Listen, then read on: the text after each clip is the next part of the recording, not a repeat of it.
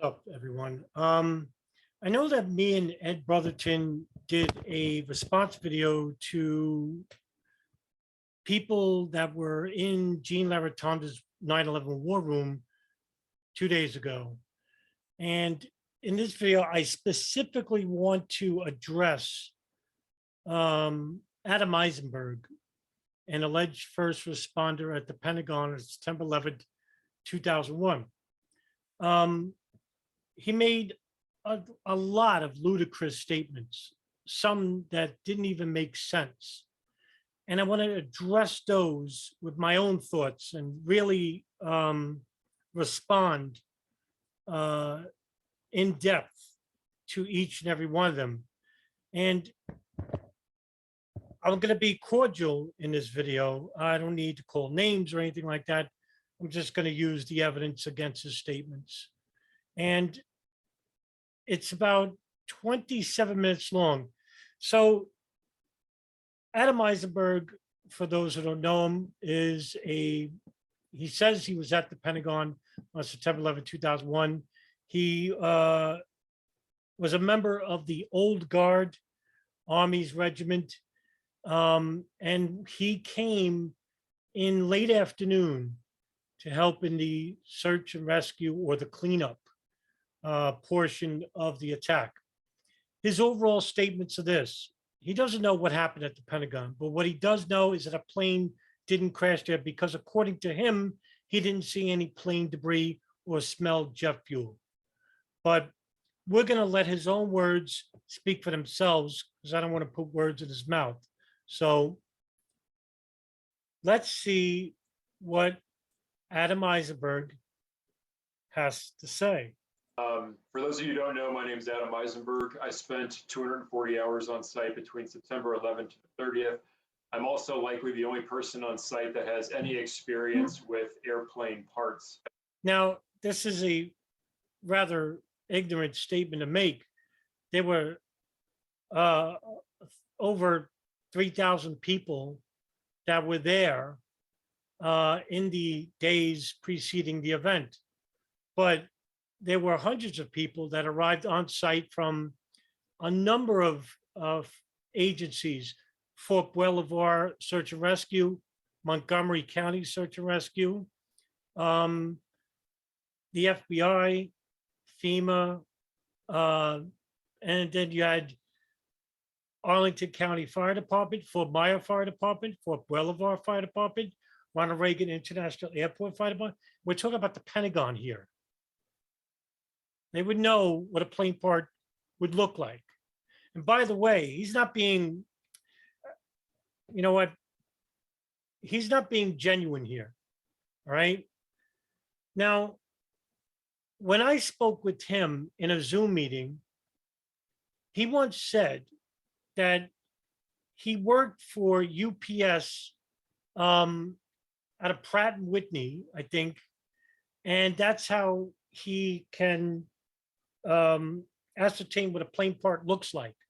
But that came after he served in the military. So at this point, he had no experience with identifying plane debris. So this is not being genuine here. And he doesn't tell you this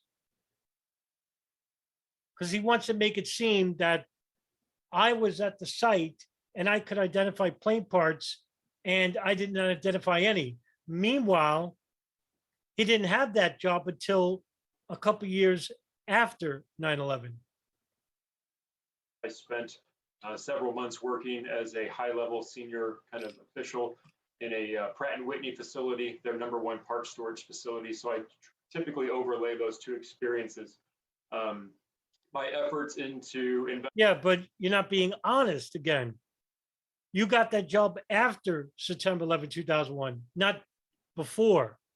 So in other words, you couldn't identify plane parts on September 11, 2001 because you had no experience. And again, that's like saying nobody else could identify plane parts. Well, how do you know? How do you know that somebody couldn't identify a plane part when obviously there were people? that did. Investigating this subject kind of grant me a little bit of a key that researchers don't have, being a person that spent extensive time on site. So I can knock on some doors that most researchers get ignored. And No, you can't. You don't have any additional privileges that, say, myself doesn't have. You're a regular civilian.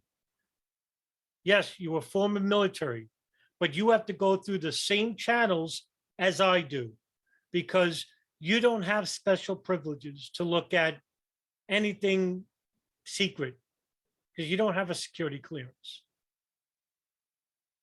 people don't talk to me, it can be considered a little weird. And in my efforts to get answers, I have basically uncovered an element that was on site, that had no authority to be there, that had the ability, the technical abilities and the capabilities and the know-how from a military black ops / CIA perspective. I have been investigating these people. These people are well aware that I am investigating them. I can say publicly that you know, these efforts have been going on for over a year now. So my efforts. So you could say publicly that your efforts have been going on for some time. This doesn't make sense. It's not like you have classified information. I don't know what you're talking about, but you're trying to make yourself seem a lot more important than what you are. And, you know, it gives an air of almost narcissism to a point. I didn't want to say it, but very egotistical of you. Because you don't have any additional authority over a regular civilian at this point. Like I said, you don't have a security clearance. So you're not looking at any classified information. You're a regular civilian, just like me and everybody else watching this video. Hopefully we'll come up with something that can be used in a court of law. I do admire the people that are out there that are trying to make 9/11 progress there. Ultimately, yeah, there are certain people out there that are trying to get progress made, but you're not. You're hindering that. And this video is going to prove it. And I want to know why you're doing this, even though you've been told by people like me and others that, hey, certain things that you said are wrong and you never corrected them. And this is the reason why I'm doing these videos about you, because you keep going and going on and misinforming the public. Whether you're doing it on purpose or not. I think that what's most valuable, though, is the truth, and ultimately the truth is going to shine bright. But I'm just going to say it clearly. There were people that had no authority to be on site, doing things there, saying things there. And yeah, you only know of one, right? And that person, you really don't know if he should have been on site or not. And I know the person you're talking about because I spoke to somebody who threw him off site. Now, he came back on site. Whether he had authority to do so or not is not known to me or you, because you're guessing at this point. I don't know why you're not naming his name. His name is Lee Wheelbarger. And I'm the only person in 9/11, unfortunately, to interview the Pentagon incident commander, James Schwartz, former assistant fire chief of Arlington County Fire Department. A real hell of a guy. Nice guy, too. Harassed by people like this guy for the last 10 years, thinking that he's covering up a crime because they don't believe a plane hit the Pentagon. And he told me that this individual, Lee Wheelbarger, was not authorized to be there at that time. Now, you had a lot of people nationwide descending in New York City and Washington, D.C. to volunteer to help. And that's exactly what happened here with Lee Wheelbarger. Now, whether Lee Wheelbarger told the truth that he was head of cleanup, he wasn't head of cleanup that I know of, that James Schwartz know of. And that's why he was removed. Now, he came back, according to him, and he was given authorization to do so. Now, I don't know whether he had authorization to do so, and neither do you. And you're just assuming. And the reason why you're so angry at this guy, Adam, is because he called you out. And he called your names or whatever when you went to his YouTube channel. And because of the information I provided to you about James Schwartz, you're using that to say that, oh, this guy is a plant or whatever, or he's a nefarious element, as you would call him. And this is proof, and because he knows a plane crashed at the Pentagon, he's actually defending the official narrative. And if he's a plant, and anybody who else who agrees with the official narrative, well, they could be plants too. And that's why you're doing this. That's the reason why you're on this case. When you mash these stories up over a number of public appearances, in addition to some things that I have got people to say publicly in anger, it doesn't add up. And so I can just say that a lot of these online discussion panels ultimately go to the witnesses. And I will now say that there are efforts being made to show that there is extreme levels of government corruption that tie in not only potentially FEMA, local firefighting agencies, the renovation project, the Secret Service, all of this and others. I have names. All right, you got names. You don't have one name. You've been saying this for months. In fact, you've been saying it for a year, even on your Instagram page. You've been saying all this time, week after week, you're saying, oh, I know this person, I know he's corrupt, I know he should have been. You haven't said nothing.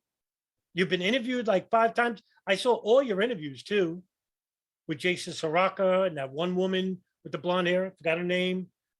I've seen your interviews and you provide nothing in detail. We gave you, you know what? I opened up a Zoom room and Ed Brotherton was there, right? And we listened to you for an hour without interrupting you. You talked halfway about Lee Wheelbarger and the other half about your military service. Not a name that's considered a government plant. Nothing about any evidence that contradicts the narrative of the plane crashing into the Pentagon. Nothing. Even here, you provide nothing. Wait till next week, right? The big surprise, I'm going to reveal it. You're not going to reveal anything. And if you did, you wouldn't even be here. You would have done it last year. I'm calling you out. You don't have anything. And you're going all in. And meanwhile, look, he's implicating local fire agencies in a cover-up at the Pentagon. Firemen. This guy knows no bounds. Everyone's in on it. And later on, he's going to say everyone's lying because he doesn't trust anybody. But we should trust him and him alone over the hundreds, even thousands of people at the Pentagon who were involved with search and rescue, to clean up, and the collection of human remains. Everybody from the FAA to the NTSB to Arlington County to the FBI to FEMA to the Secret Service to even his own generals or lieutenants at the Pentagon, they're all in on it. But you aren't. You aren't a plant. You're not some agent working for the state. We should believe you because you were there. Well, I know other people who were there, and a lot more of them say that they saw a plane, that they were victims of being burned by the jet fuel of the plane, that they actually saw the plane crash at the Pentagon, than you, who contradict them. You, just you. If this was a court of law, you would be out. You wouldn't last a day because you don't have nothing. Nada. Zippo. These names are saying things that are very nefarious. And ultimately, these names lead to intelligence networks that are wide. Even she's looking at you like, what are you talking about? That's what she's looking at you. And so I've been investigating all this. My efforts are still ongoing. There are people that have been in the war room in the past that are helping me. This is stuff that I'm going through very slowly. But in my efforts to investigate, I'm also conducting research in areas that I haven't been able to find answers in. So I think there's new research that can be looked into, specifically the United States Army, the Old Guard, of which I was a member of. There's about 300 people on site. I'm trying to get witness statements from each and every single one of them concerning their efforts. And all of them can say the same thing. They spent about 240 hours on site. So they're going to say a lot of interesting things, but how do you know? You haven't even interviewed any of them, and you're not gonna anyway. And not only that, they came afterwards, later in the day.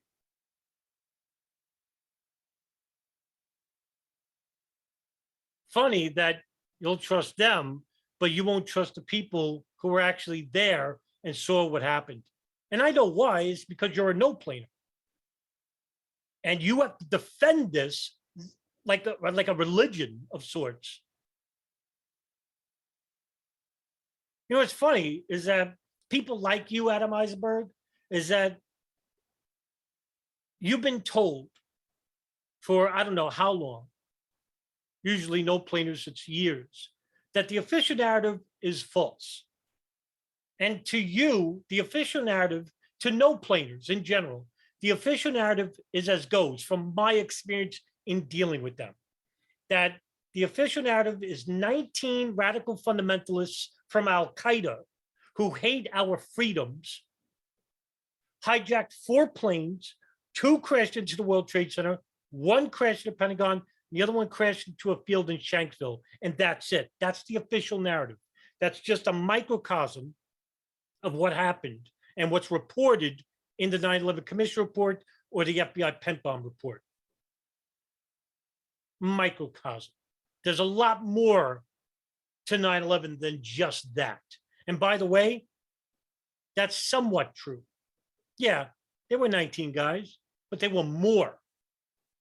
Yeah, there were 4 planes that were hijacked, but there were going to be more. And we could prove this. I mean, myself and Nelson Martins and Ryan Dawson,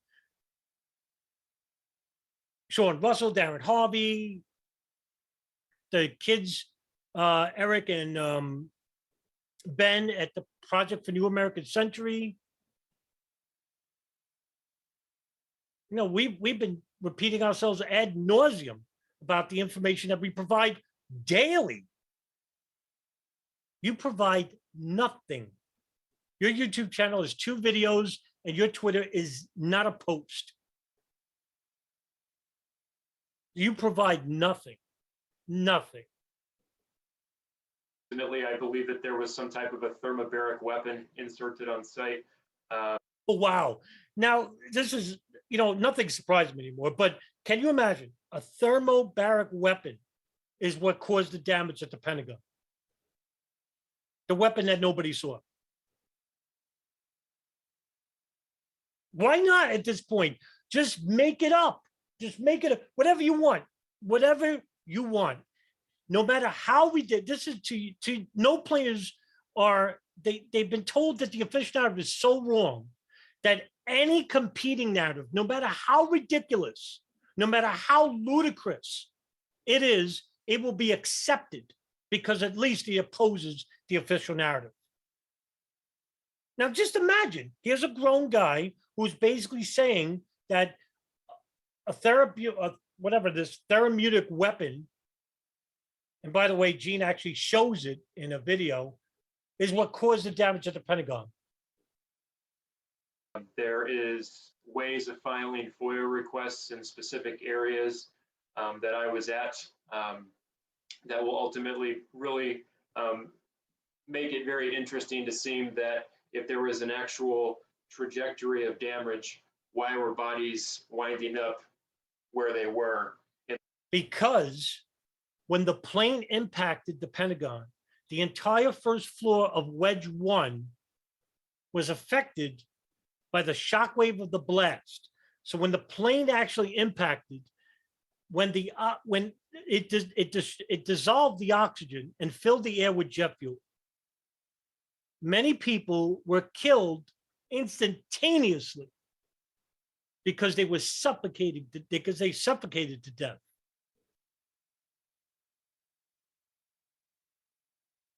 And there were people in a room far away from the blast, and these people were killed. And that's what you can't understand. And for you, if you can't understand something, then I can assume that the narrative is wrong because it doesn't make sense. But if you actually researched or investigated without any preconceived bias, and that's what you didn't do here, you'd understand what happened in that specific incident. And we told you this. And when I interviewed James Schwartz, I went over this question with him. And he explained in detail. But that's not good enough for you, is it? Well, too bad.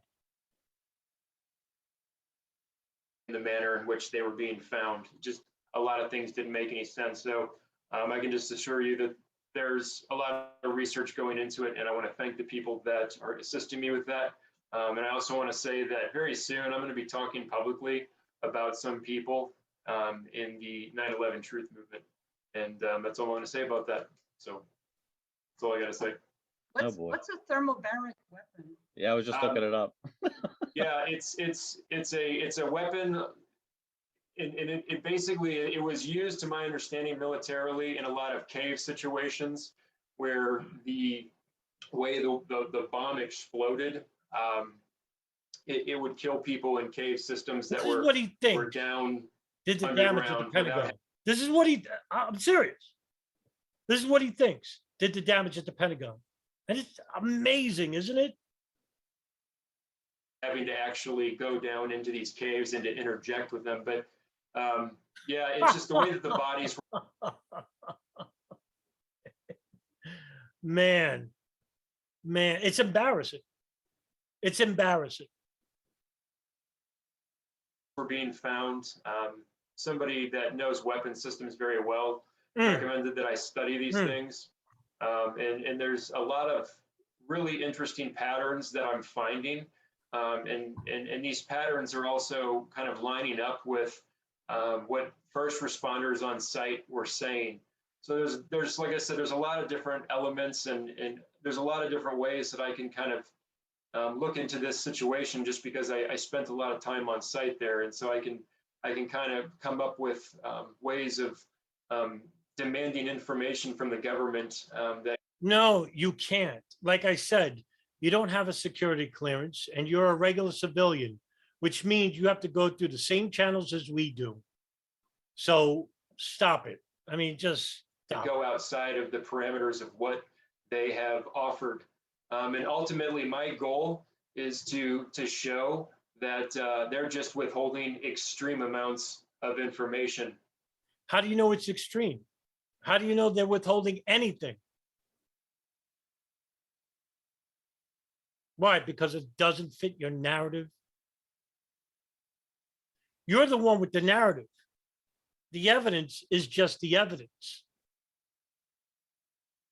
It just tells the story about what happened.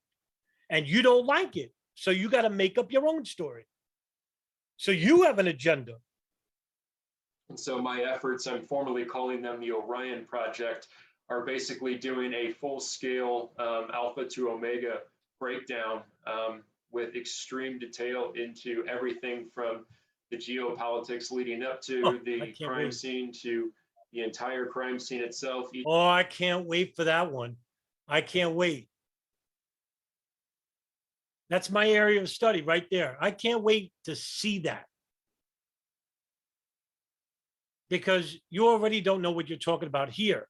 I can only imagine you talking about, say, the 1993 World Trade Center bombing, or how these people were radicalized, or the 1979 Soviet invasion of Afghanistan.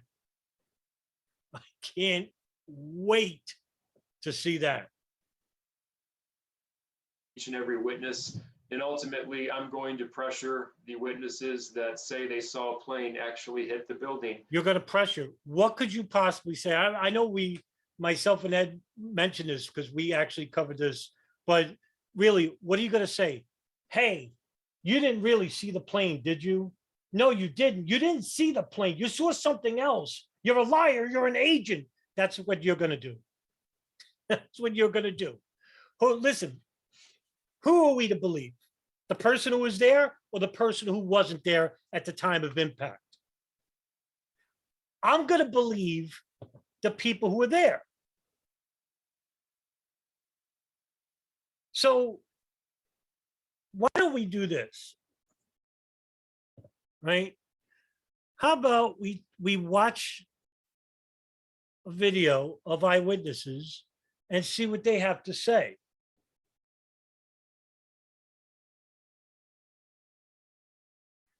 Because I'd rather believe them than you. You weren't there. You weren't there at the time of impact. All right. So here, I'm just gonna play this video. All right. Here we go. We'll share the screen. 7:57, and it came in and hit the heliport. As it was coming in, and I watched it come right in. And I was what kind of plane was it? American Airlines. It came streaking down and hit. Right there, dude, right where that smoke's coming out. I was in my car. Yeah, a big-ass plane landed into the Pentagon. Off to the left-hand side was a commercial plane that came in and was coming too fast and too low. And the next thing we saw was it go down below the side of the road, and we just saw the fire. Saw a large airliner-sized plane, roughly a 767 size airliner, very deep descent, approaching the Pentagon. I saw a plane going down, big plane, commercial liner type, going down full speed and just inside the side of the... There you go. Everybody saw a plane, but you weren't there. They were. So I don't care what you have to say. You're nothing at this point, because any reasonable investigator is going to interview the people who were actually there at the time of impact. They wouldn't interview you. I don't care if you didn't see plane debris. I don't care. They did. They saw it. They were there. You weren't. You came later. And according to you, and just you didn't see anything. Meanwhile, I could provide 100 people who had testified that they either saw the plane impact the building, saw plane debris at the crash site. So you could pressure all the eyewitnesses you want, and you're not going to do anything. You're all talk. All talk. CIT tried and they failed miserably. In fact, they failed so badly. That's why they haven't been relevant for the last, 12, 13 years? Because those guys actually went and interviewed people who said, oh, you saw a plane coming from the north side? But to them, the plane flew over the building. But guess what? Every single one of those eyewitnesses said the plane actually crashed into the Pentagon. You can't make this stuff up, because these people lack that. And if people say, well, you you're dragging these poor people into this event. How could you? Ultimately, I go back to the people that I have on site saying the terrible things that I have them on record saying. No, you don't. You don't have anything on record, or else you would have provided it a long time ago. And yeah, I'm going to believe the people who are actually there over you and anybody else who came later. There's hours upon hours of it. And so, you know, I hate to say it, that's my thing. I can prove that there were nefarious efforts being made by government employees on. Oop, he froze. I'm afraid to say that publicly. So wait, you broke. Well, I mean, why wouldn't you say it publicly, right? Of course, you're saying publicly, and you do this a couple of times, because I think you're in your mind, you're just trying to make something sound reasonable, because you are basically making things up, and you don't know what to say next. It's a tell. In other words, it's a tell regarding a person not being honest. Up there, you were afraid to say something about employees. No, and I said I can prove with extreme clarity through hours of testimony that there were government employees on site that were nefariously entered into that position. And they're saying things that are just so off track, and He's just talking about Lee Wheelbarg, and that's it. That's all. He doesn't have multiple people.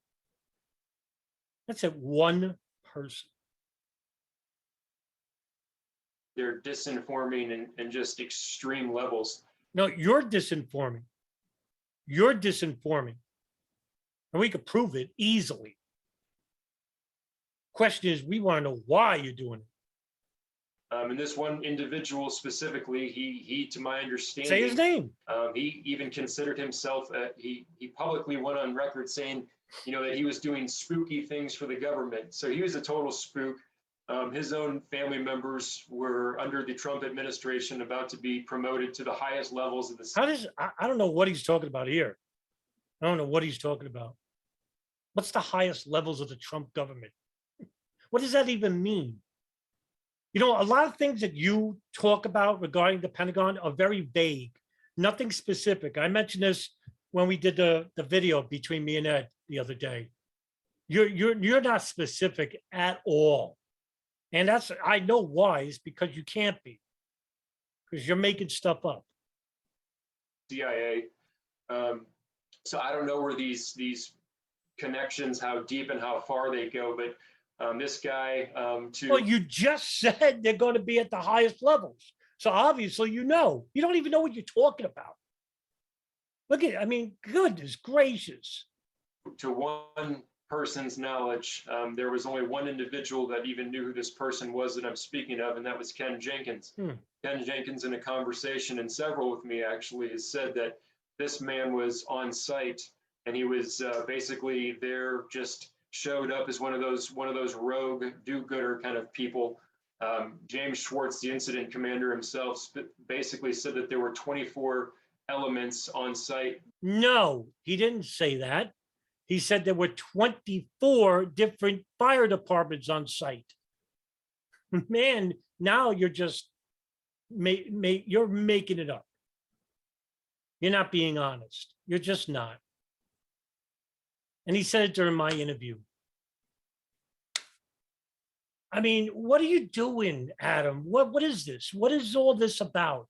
Are you trying to portray yourself as a bigger individual than what you are to other people in the 9/11 truth movement because they'll believe anything at this point?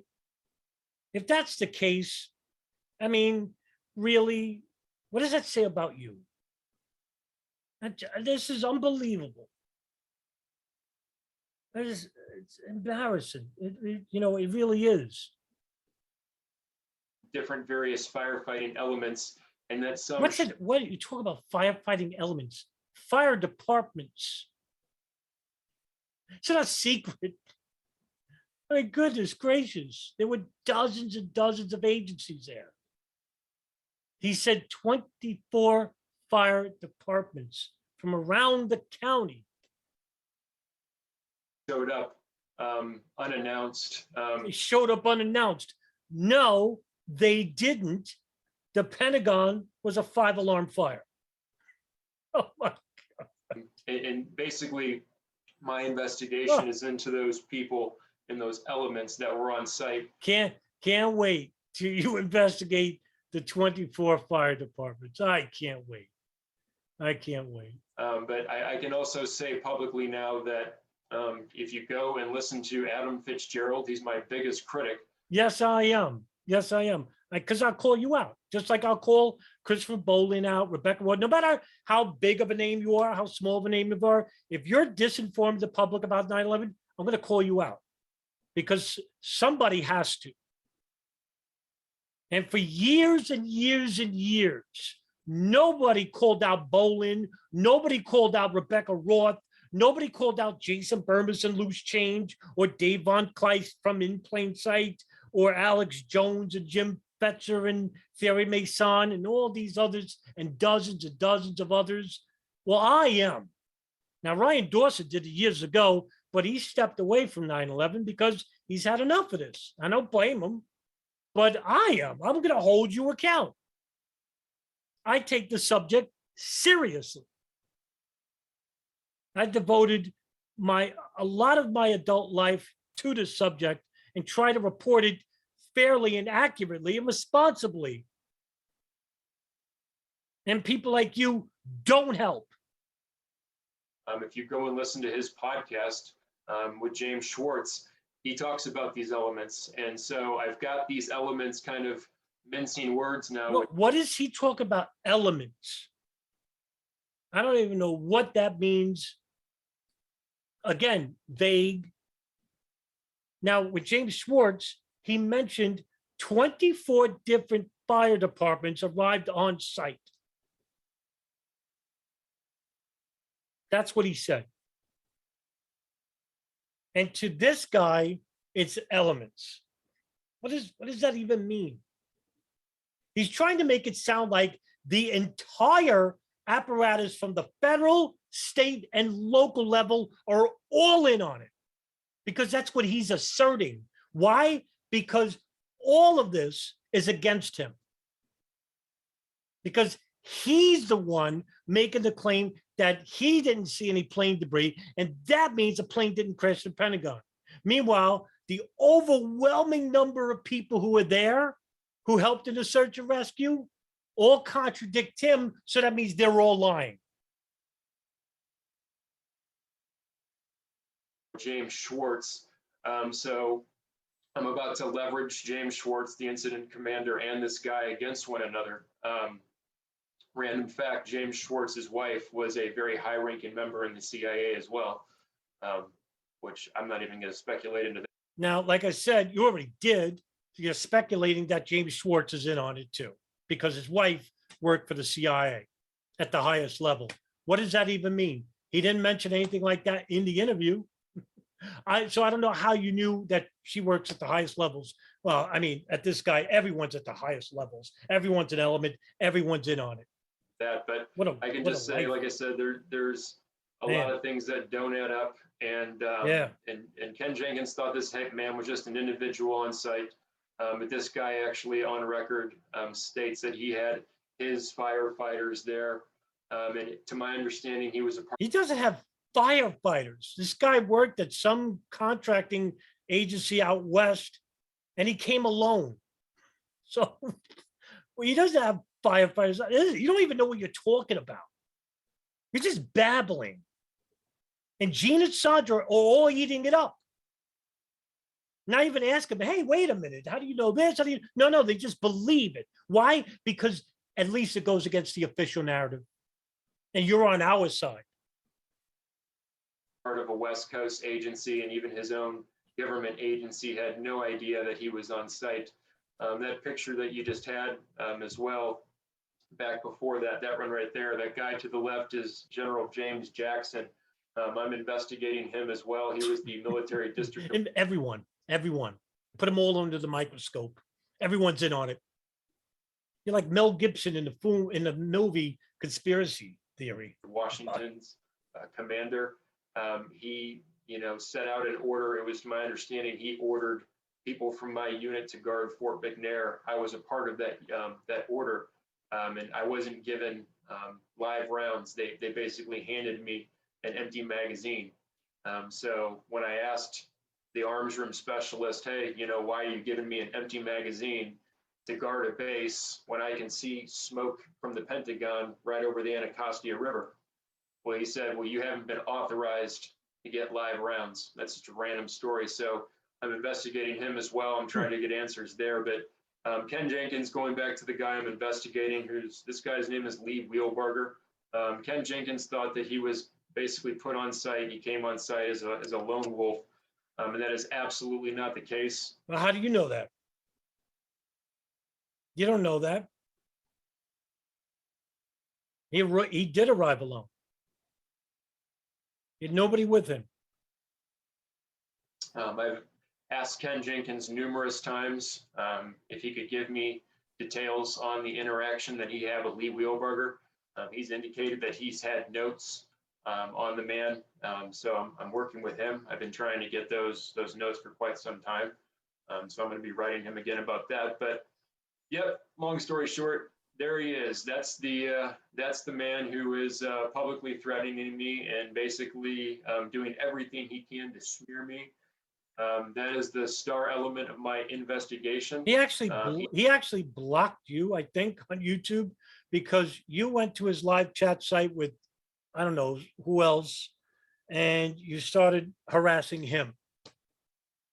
From what I know, he called you out because somebody recommended him. Somebody recommended in the chat, in a live chat, about you being there. And then he says, oh yeah, I'll talk with them. And then when you started doing your spiel about you didn't see any plane debris, he just got, agitated with you and probably told you, oh, you probably weren't even there, that you took offense to that, and basically said, every nasty word to him. And he probably said nasty words to you and blah, blah, blah. And that's it. Nature of the conversation. He called you out. You didn't like it. He says, and a lot of things that just aren't true. So well, that's all I'm gonna say. Guess what? You said a bunch of things so far that aren't true. You made stuff up. You belong with each other.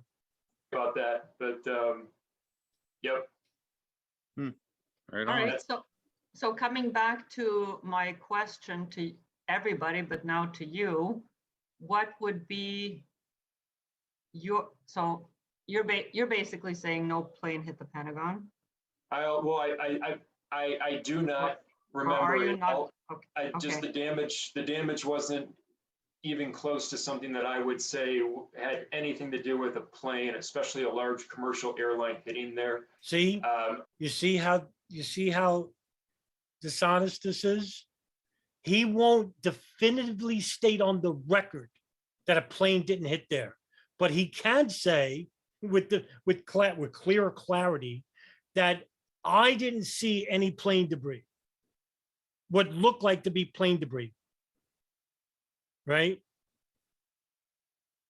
So you're keeping your options open. That's like April Gallup, right? These are the no plaintiffs at the Pentagon always use April Gallup as an eyewitness, right? She made the claim to CIT years ago, I think in 2006 or 2004, where she says, I came out of the one of the holes of the Pentagon, the damage area, and I didn't see any plane debris. Meanwhile, in her own oral testimony to the Department of the Navy, she said that when she was rescued by people on the first floor in her office, someone carried her baby, and she fainted before she got out of the building.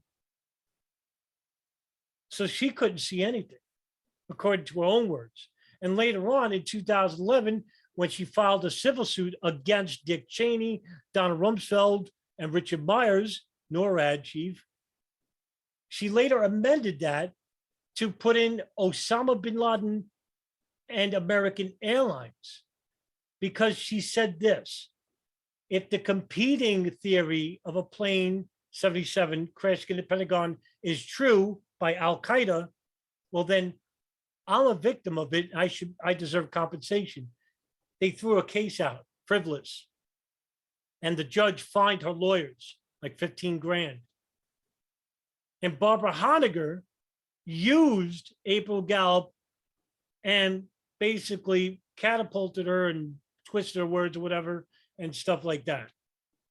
And so the lawyers for April Gallup got mad at Barbara Honegger for doing it. That sounds like you. Oh, I don't want to say a plane didn't crash there, but I don't know if a plane didn't crash there, but I didn't see any plane debris, which would mean a plane didn't crash there. I would say that if there were elements of the plane that flew, if there was an actual plane, you know, you could break down the argument from a number of different ways. And of course, we all know the way that I don't even want to get into that, but you can. There's just a lot of things that I think a lot of witnesses that could have been put out there. You know, if you look at the way that the FBI was collecting parts between Shanksville and the Pentagon, it was totally different. Yeah, two different crash sites. One was in a building, the other one's in a field, right? One has a blazing fire, the other one doesn't, right? And I can tell you, I did not see anything in my 240 hours on site that looked at all like there was any type of plane debris. And yet we have hundreds of people that saw plane debris or saw the plane crash into the building. Now what do? Who do we believe? Well, according to him, because everyone else, he says, is lying. Didn't see any people that looked like they died on a plane. Oh, right. Because what would a person look like who was killed on a plane? Would they look like this? This is taken from the Pentagon. It was used in the 2006 Zacharias Moussaoui trial. That doesn't even look like a person, but it is. How would you know that? Right? Because that's what a person would look like after being on a plane, traveling 530 miles an hour, carrying 8,000 pounds of fuel and crashing and exploding into a million pieces. In the book Firefight, written by Patrick Creed and Rick Newman, they said that the people in the back of 77, when the plane impacted the wall at the moment of impact, the back of the plane became the front of the plane in less than half a second. Now, just use your simple imagination of what a human body will look like after that. And then you'll get your answer. I can tell you, based on the ways that I've shook Lee Wheelbarger publicly, that the specific area on the map where it was a highly protected area where you had to have special access to get on site. So, like I said, I've got several hours of this guy Lee Wheelbarger saying things that are so just terribly. Who cares, right? If Lee Wheelbarger wasn't supposed to be there, then he wasn't supposed to be there. But what does that have to do with the plane crashing into the Pentagon? Nothing. And this is the reason why you're concentrating on Lee Wheelbarger too, is because you can't basically do anything regarding the overwhelming evidence that contradicts your flimsy narrative.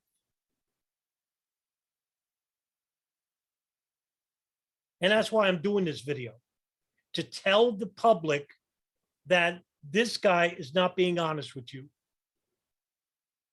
And don't believe me, just go by the evidence that is presented in the public sphere and listen to the eyewitnesses who were actually there. There are plenty of them. I have an entire playlist on my YouTube channel, which you could view 50 videos of people who saw the plane crash or saw plane debris at the Pentagon. You know, wrong and just nefarious.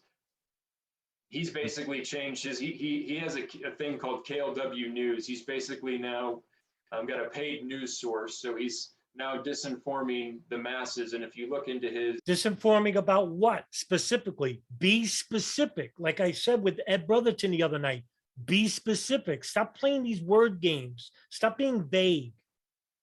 Stop promising the world and produce. Subscribership, I mean, he's got 50,000 people following him, and his viewership is in the multi-millions. But he was on site. He is a technical weapons specialist, and I believe that he ultimately set off what seemed to be like I said, a thermobaric weapon. So according to him now, it was Lee Wheelbarger that shot the therapeutic weapon or therapeutic weapon, whatever this is, into the Pentagon.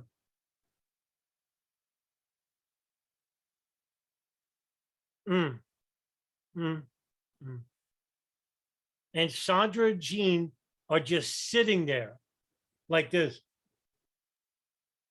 Dude. Not even challenging his points. Not once. Just believing anything he says. But God forbid, if I'm talking or Ed is talking about hijacked planes and hijackers, oh, we got to cut that up. We got to talk about ground zero.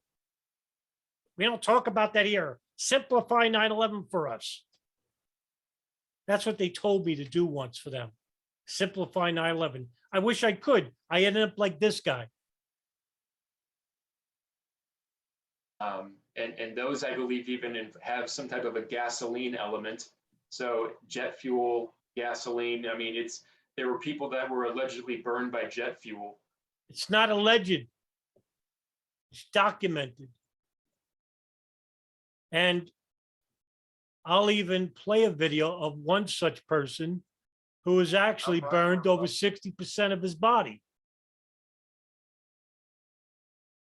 So let's see that video of Brian Birdwell, the Department of the Navy. I'm Brian Birdwell, Lieutenant Colonel, retired United States Army, and your current serving state senator for District 22 in the Texas State Senate. I shouldn't be here. I shouldn't be alive. I should have died inside the building. I'm 15 to 20 yards from the nose of the fuselage of an 80-ton jet making impact with the building. I'm the only survivor in the E-ring at the crash site. Yeah. He's a liar too, Adam. Is everyone lying but you, right? 26 people were injured by jet fuel. But when it boils down to it, you know, I'm using my status as a first responder there and the investigation that I have. I'm eventually going to apply very legal. I'm not going to break any rules. I'm not going to threaten anybody, but very heavy levels of pressure to the people that said that they saw an actual commercial airliner. What do you mean by that? Heavy levels of pressure. So you're not going to break the law. So you're not going to punch them in the face, in other words, or threaten them with a gun. So you're basically going to yell as loud as you can, la, la, la, la, la, la, la, la. That's going to be you. Is that what you're going to do? You didn't see a plane, loser. Is that what you're going to? I mean, what does that even mean? Really, just what could that? What are you going to do? Scream at them? Tell them you didn't see what you saw. You're a plant. You're a shill. Well, you might as well join the ranks of the people on Facebook with those fake profiles of 9/11 banner for truth or whatever, that tell people online that they're idiots and shills and government agents because You're defending the official narrative. Hit the building because I quite frankly don't believe them. Right, of course. So that means everyone's lying, right? So 86 people, in which 24 or 26 of them, Ken Jenkins says, can identify it as an American Airlines, but they're all lying, but you, because that's what you told me once, right? I mentioned this in the previous video with Ed, where it was in a Richard Gage video where I said, Adam, why should we believe you? We have 86 people who saw a plane crash in the building. And Adam Eisenberg told me, have you ever given a thought that they're all lying? So I told him that, okay, they're all lying, but you're telling the truth. What a remarkable claim. All you have to do is prove they're lying. Prove that everyone's lying. Prove that the plane debris is planted. Prove the radar satellite data is manipulated. Prove that the phone calls made on Flight 77 are faked. Prove that the FAA, the NTSB, the employees at American Airlines who gave boarding passes to these hijackers, they're all lying. Prove it. And then you got a case. And that's where I think everybody, the arguments always go to the witnesses. Yeah, because why would I believe you who wasn't there at the time of impact over somebody who was there at the time of impact? And everyone there at the time of impact saw the same thing. So you don't like that answer, and now you're going to call everybody there a liar. Meanwhile, Sandra and Jean of the War Room sitting there. And they claim that they're truth advocates. They claim to care about the victims' families. They claim to care about the people affected by 9/11. Here's a guy who's basically calling them a liar. Jean and Sandra, zip. You didn't even challenge him on this damning point. So what does that say about you guys? Well, at least he's on our side. He's against the official narrative. And if anybody wants to get pissed off at me, I just say, look, find somebody that has the level of experience with airplane parts. Yeah. You don't have experience with plane parts at the time of September 11, 2001. That came afterwards. Then that's from your own mouth. So right here, what you're saying, you're lying. I have in the time spent on site that I spent, and even people in my unit, they're going to say a number of things. Most people fall into the category that they don't remember seeing any plane parts. Really? Because you just said that there were over 300 people in your unit and you have yet to interview them. So how could you know that a majority of them didn't see any plane debris? If you're going to be a liar, you got to be a good liar, and you got to have a good memory. And the funny thing is that the people that think they saw plane parts are saying they saw things that there's no record of. Well, then if anybody wants to, challenge that, you can't find any record of anything anywhere. How do you know? The debris was cataloged. It was actually used by the prosecution of Zacharias Nasawi in 2006. And I can tell you from my own experience that every single part on a plane has a serial number etched into. Imagine, now I mentioned this with Ed too, imagine the entire plane, every square inch has the serial number on it, written all over it. Now, if you ever looked at a video of how a plane is built on YouTube, go watch, you'll see it. I don't know what this guy, he's just making stuff up, and it sounds ridiculous because he's got to make something up in contrast to the actual evidence. To it. I can just tell you that. And okay, so you know what? This is a short clip of a guy, and I think this is from a History Channel or National Geographic documentary. This is a great video. I mean, short, but wow. It was taken in the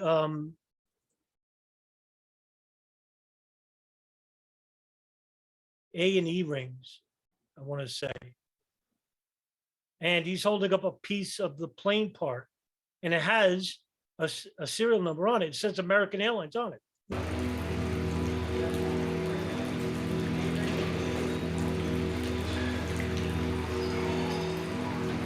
What's obvious is over there we have a section of the wheel, one of the wheels.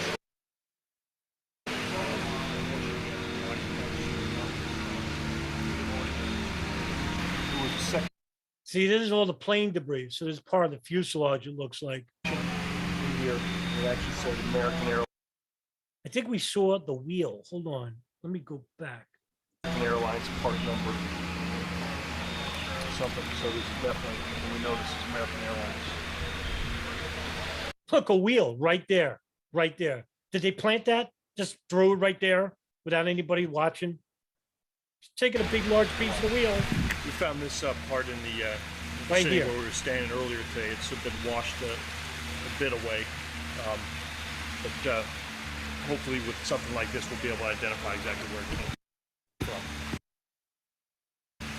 Now, American Airlines.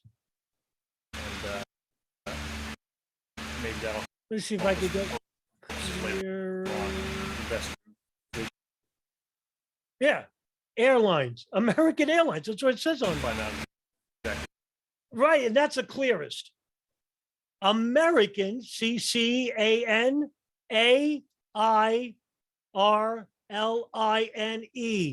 American Airlines. There it is, Adam Eisenberg.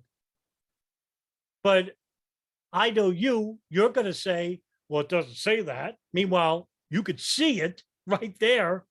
Or you're going to say, well, how do you know we didn't plan it? So, right? I don't need to show this anymore. My goodness. Yeah, let's go back. And so, that's where I'm going to try and file FOIA requests. And ultimately, the government's not going to give us anything. But he gave himself an out right here, right? He's going to say, well, I'm going to try, and I'm going to let you know that I tried. But if they don't respond, then that means that, they're covering something up. I mean, man. And that's where I'm going to go back to, So then why file it out? Why file it if you know they're not going to give you what you want? My quest of just showing the public, hey, look, even with my levels of access, I am. Yeah, you don't have a level of access over anybody else. You're a civilian. You don't have a security clearance. Not getting answers. So that's, and then Yeah, you're not getting answers that you want to hear. That's all. You're not going to get answers you want to hear because the evidence contradicts your narrative. Everything contradicts your narrative. Ultimately, I have my own personal anomalies that I've experienced with 9/11. I discussed one of them with not getting any ammunition on guard duty, but there's so many others that I'm working on right now. And can't wait. So yeah, there's a lot of things that are coming forward, and I would also like to say that Lorraine is doing some great work. If you guys really want to see how good she is with the witnesses, there's some really good discussions on. Yeah, this is about Lorraine Clark, a Facebook troll who basically just, is another one, no planer, and makes stuff up, The Facebook group that I think Gene is a. Speaking of that, she's actually just joined us. I don't know if you saw that. Yeah. What's Okay. up, Lorraine? Yeah. So yeah, it's great to have her here. But I think ultimately the witnesses, I'm going to be applying a pressure to the ones that say they saw a plane hit. And I think if they react the same way that Lee Wheelbarger is reacting and has been reacting to me, they're gonna fold, and they're gonna see all the eyewitnesses are sort of plane hit, right? That's the reason why he's going after Lee Wheelbarger, because he knows a plane hit the building and he shouldn't have been on site. So that means he's a plant. So that means the eyewitnesses are plants too, or liars. And that's what That's the main reason why he's going after Lee Wheelbarger. That's all. Because if he could prove that, oh, he's a plant, that means everybody who saw a plane is a plant. Man. They're gonna run. So Oh, you're the one running. I challenge you to a debate. You ran. I told you we do it on Reed Coverdale's show, who's a good moderator. He actually had Jason Burmis on his show. He wasn't rude to him. In fact, they're friends. But you said no. You said no. I said, I'll give you an unlimited time. Unlimited. Whatever you want. I need 20 minutes. I said 10, but I'll take 20. To be honest, I only need 10 for you. You turned it down. I know why.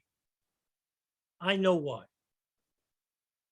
Can I just ask you a technical question? Again, coming back to the thermobaric weapons, sure. How would that be deployed? Is that something that has to be shot? Is it something that could be planted? Is it how does it even work? Well, to my understanding, it could be both. And here's where it gets interesting. You know, some people, and I'm not leaning on anybody's work, but some people have talked about drones. Well, Lee Wheelbarger was a drone specialist.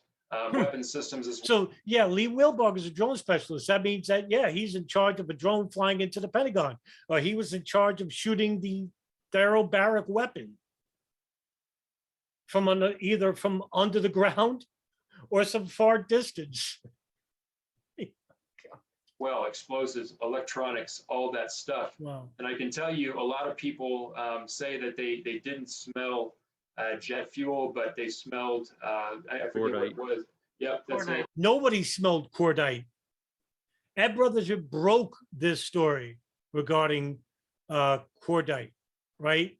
So let's go to that one, because that's a good one by Ed Brotherton, who's phenomenal. Ed Brotherton's phenomenal. And this was in response to Barbara Honegger regarding this claim that, oh, they smelled cordite, right? No, they didn't smell cordite because it was never used by the United States military ever. So let's listen to Ed Brotherton talk about cordite. This is in response to Barbara Honegger and the presentation Behind the Smoke Curtain, in which she claims that there were 2 or 3 people that smelled cordite. Okay, Barbara, this is for you. Listen, in your presentation, Behind the Smoke Curtain, there is I'll show and share it. You have this slide, and it says here, deals with the multiple witnesses to the smell of cordite, very distinct from jet fuel kerosene. And you have all these folks here quoting them. The smell of cordite was overwhelming. Then I said, even before stepping outside, I could smell the cordite. Then I knew explosives had to have been set off somewhere. Don Perkle. Cordite smell also reported by April Gallup, Gila Goldsmith, Samuel Danner, and others. Let's talk about this for a second, because it's heavily problematic. All right. First of all, let me just state that I was a security specialist in the Air Force. I was so I'm trained on security on military installations, and I have fired every kind of weapon you can possibly imagine. Everything from Mark 19s, M203s, M249s, M60s, AR-15s. I was a fire line safety officer at Travis Air Force Base as a temporary duty assignment. I have fired everything from law rockets to mortars to throwing hand grenades to you name it. And I could probably and I know what that smell. I know what that smell is. You know, the gunpowder that you smell, and even I would never say something like, smells like cordite. because I don't know what the hell's cordite is, nor did I know. And the reason being is because cordite hasn't been used in the military, or actually hasn't been used since the 1940s. It was actually the British used it as a propellant for their ammunition back in around from 1889 to about around the 1940s. The last cordite factory actually closed around 1940s, and so I don't know where this cordite's coming from, since nobody in the modern military would even know what it smells like, and nobody in the modern military would ever have experienced it, and nobody in the modern military would have any exposure to it because it's not used anymore. It hasn't been used since the 1940s, and when it was used by the British, not by the U.S. So, so I don't know where this is coming from. I don't know why people are saying that they smell cordite. So I would say, if I smell what I think they're actually smelling, I would say, to give you credit, I would say I smell gunpowder. That's what I would say, because that's what most people are familiar with. And what I suspect that they're probably smelling, and this is me speculating, by the way, because I have no idea how to prove what they smell, because it's not something I can observe visually and actually test. But you know, I work with electronic equipment, cameras, things like that for a living currently. Sometimes I have electronic component that will fail or malfunction. I'll take it apart, and one of the things I'll do is a sniff test, and I'll take the component up to my nose like a circuit board, and I'll smell it, and I'll smell for a burnt circuit.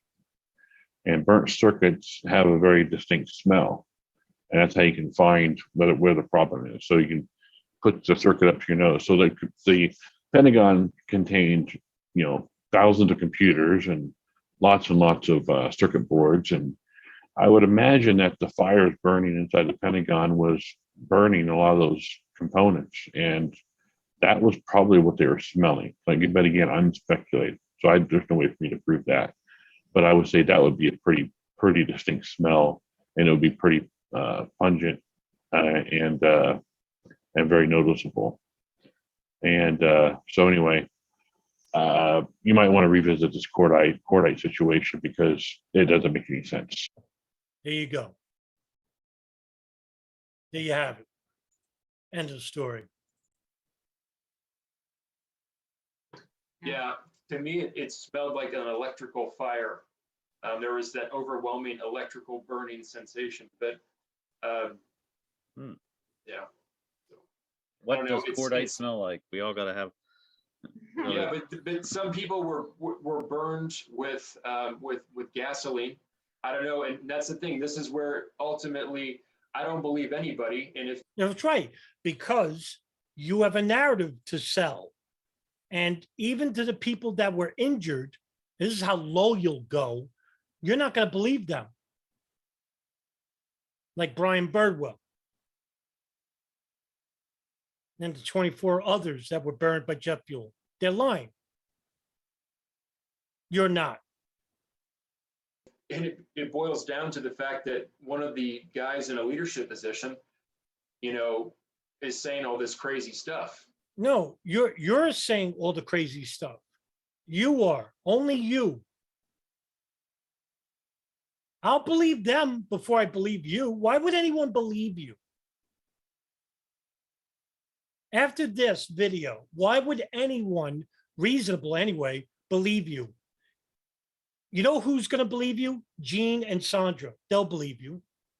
The people in the war room, they'll believe you, because they are a small fringe minority group in the truth movement that believe anything over the official narrative. Anything. No matter how ludicrous it is, they'll believe it. But to the rest of the world, they're not going to believe a word you say. And when there was a command structure, I don't have it unfortunately in front of me, but it's on my other computer. But the gentleman that I'm investigating says that he was the head of logistics, and the incident commander is saying that he had no business on site and he was removed by the FBI at the incident commander's request through his assistant. And then so I've got now this guy who says he was allegedly the head of logistics and spent more time on site than anybody, saying that the FBI was wrong, and he came back and that they were misinformed. And so it's this, it's everything that he said, I told him. He didn't do this on his own. I told him this, right? He came back. And James Schwartz didn't know about it.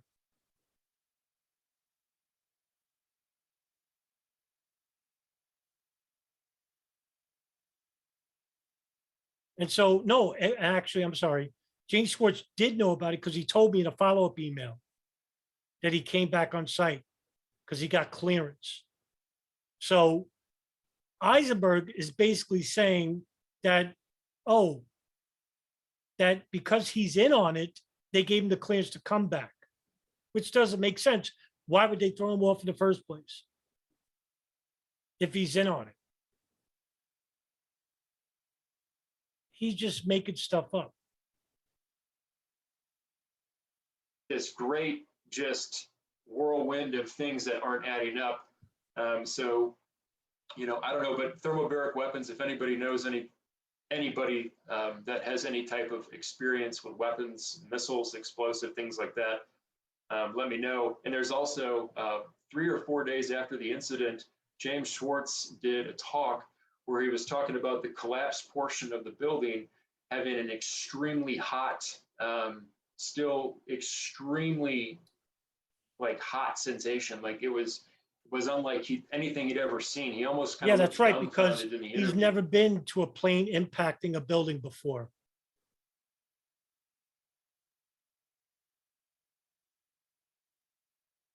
It took him a day and a half to put out the fire.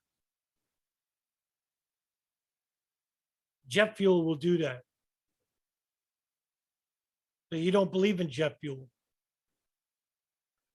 So, I would love for the scientists to discuss that. I don't think they have. But, it seems to me that such a small area, and even the pictures don't capture just how small it was. There were several people in my unit that were even making the claim. They're like, that doesn't look anything like an airplane hit it. The entire first floor was destroyed of Wedge 1. The entire Wedge 1. Severe damage to the second floor of Wedge 1. The entire wedge. You have no idea what you're talking about. Either that or you're just making this all up. So I've been saying the things that I've been saying for a long time. The only reason I didn't really publicly go forward with it is because every time I talked to people outside of my friends and family circle, they looked at me like I was nuts. Well, there you go. What does that tell you? What does that tell you? I told you. Outside of the fringe movement in the 9/11 Truth Movement, you'll be perceived this way. Because the things that you say are either non-existent, you just make them up, or factually incorrect, mistaken. And when you combine the both continuously, you're going to get that look like. But now that the jabs are going on and we can all kind of see the overarching tyranny, the world's waking up. So I'm finding that people are very receptive to this information now. So that No, like I said, outside the fringe cult, no one's receptive to you. that's really my goal in life, is to just discuss this stuff. And like I said, my goal is just over the next few years, just continue to do research and prove that the government is withholding immense amounts of information.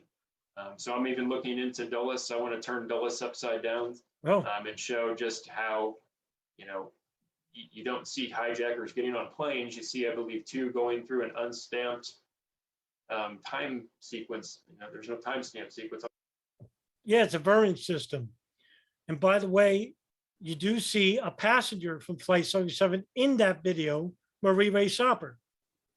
Myself and DJ Thermodetonator have shown this.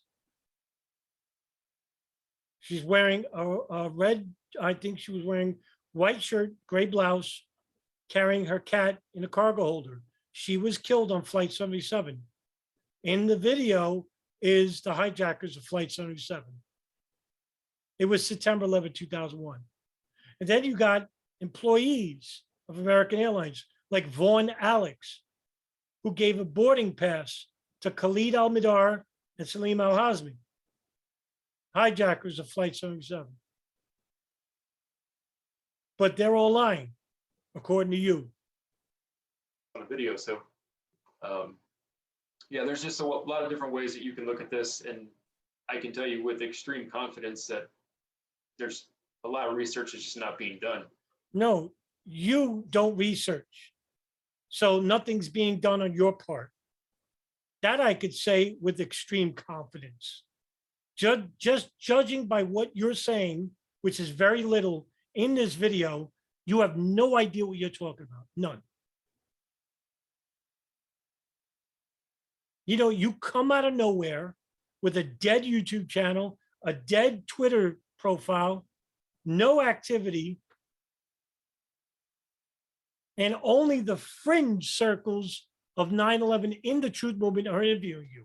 Nobody else is, because nobody takes you seriously. So, Thank you. yep. Kale? Yeah, I'll go next, I guess. For Well, here we go. One of the brightest and the best. what Sandra was saying on my stance on the Pentagon. This is my first discussion on it. Yeah, you're a no-planer. Another one.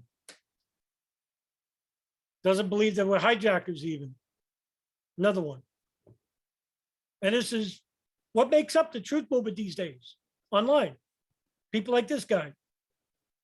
And like you and Richard, That's why it's dead. 9/11 truth movement is dead. Activism is dead. I know that's Gene's main prerogative for the 9/11 war room, but he's in for a real sad wake-up call. I mean, Gene, I was at Ground Zero last year. I met you and Sandra there. There were 20 of you. It's dead. For the 20th anniversary, there were maybe 20 of you. I was expecting a lot more than that. I thought, boy, was I wrong. Completely underwhelming. And the weather wasn't bad. It was actually nice. Very comfortable. A failure. And I wonder why. Is it because you're made up of people that believe in all sorts of crackpottery theories, which actually hurts you in the public eye? The CIA, the state government, don't need to do anything. You're doing it for them. really don't take a solid stance. Planes, no planes again. Imagine here, I don't have a stance on the Pentagon. I don't know what happened there. I'm not going to believe the eyewitnesses because I don't believe in the official narrative. And the official narrative is this small microcosm because their view of 9/11 is limited. They don't know anything about the profiles of the hijackers. They don't know anything about the NSA's pre-intelligence regarding the Ahmed al-Hada house or Bin Laden's satellite phone. They don't know anything about Alex Station and the CIA. They don't know anything about Abel Danger and the DIA. They don't know anything about 9/11 at all. It's a limited view. They parrot other people's work. That's all they're good for. That's it. How are you going to call yourself an advocate? Just like the towers. But our main concern is the evidence that's being withheld, the video evidence that's What video evidence is being withheld? Give me anything. What video evidence? I didn't need a video to know a plane crashed there. Everyone that was there in the vicinity of the Pentagon saw a plane crash there. The people who were involved with the search and rescue collected plane debris and human remains of Flight 77. That evidence was used by the District of Columbia to prosecute Zacharias Moussaoui in 2006. If all that evidence is fabricated and doesn't exist, how did the lawyers of Zacharias Moussaoui not challenge it and say, hey, wait a minute, this evidence is fictitious. My client's innocent.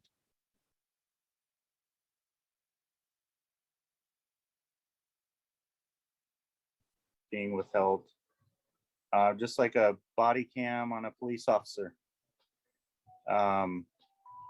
You have no idea what you're talking about. None.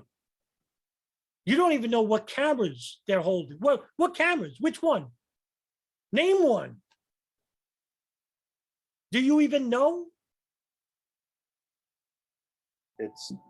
They know how important it is for us to see that.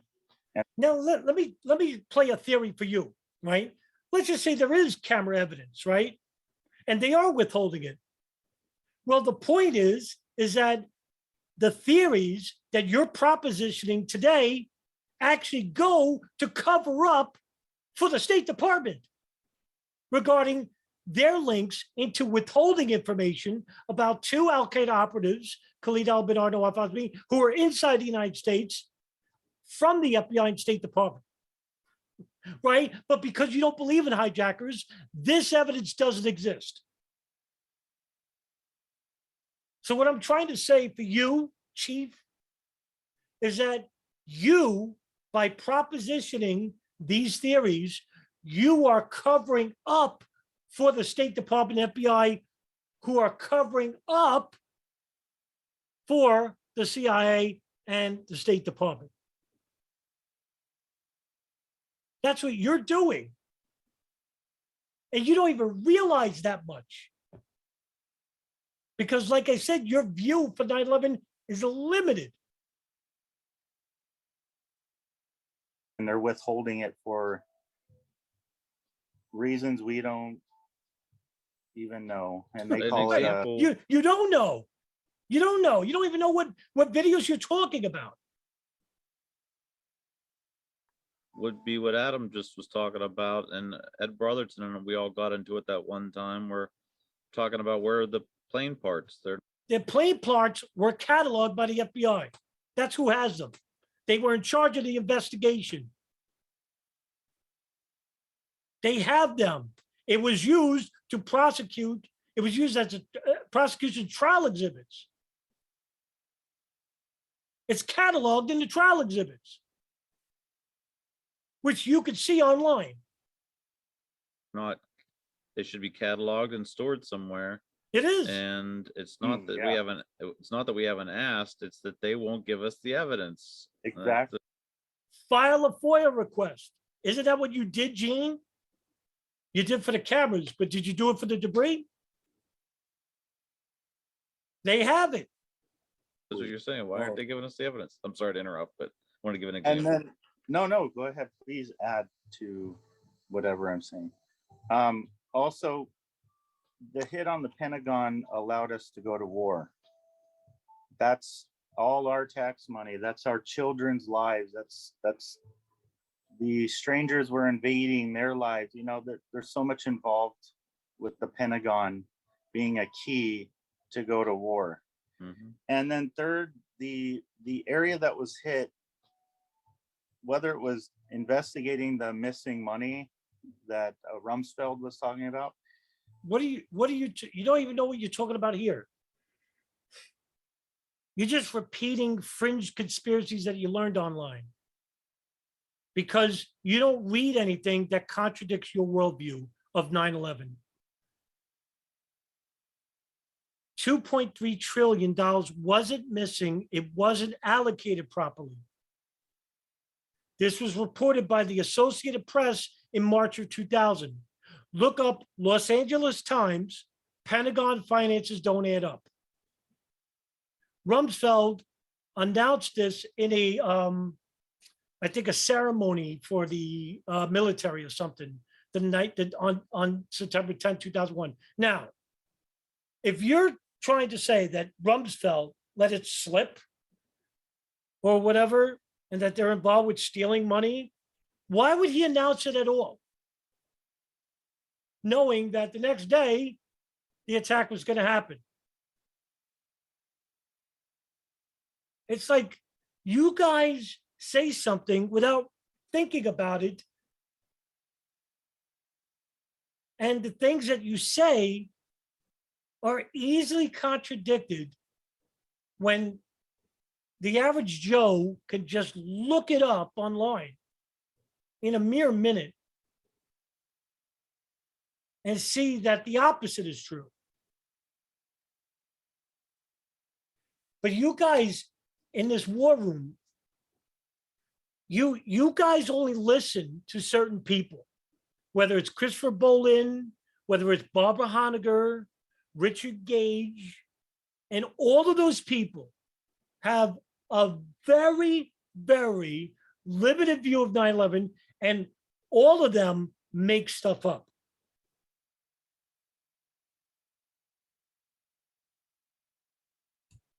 And you're victims of it. I'm not blaming Eugene or Sandra or Chief. You're victims.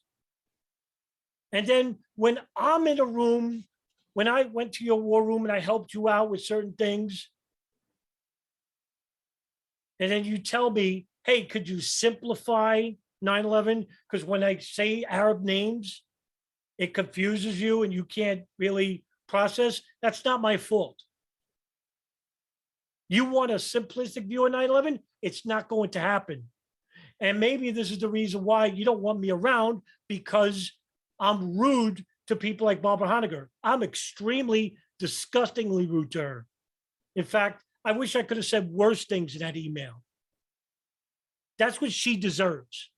But you want her to be on your side? Go ahead. I will never support the Lawyers Committee. I will never support people who make stuff up.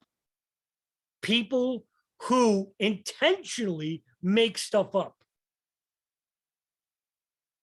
That's what Barbara Honegger does. That's what Richard Gage does. Sorry, I know you think of the world of Richard Gage, but he doesn't know what he's talking about. And he interviews people who make stuff up, like Dave Von Cleese, like Barbara Honegger, and they're board members for the Lawyers Committee. I got standards, Gene. I got standards. And anybody who's worth their salt would never stand by people who make stuff up. They won't do it. And if that means you won't talk to me, you'll block me, go ahead. Go ahead. But you know, as well as I know, that what I just said is true. And you don't like it. You don't like it. So you call us the rude boys. Yeah, I'm rude to people who make stuff up because I'm passionate about this subject, because I see what happened to the 9/11 truth movement. I see what people like Barbara Honegger did to people like David Chandler, another hero of yours.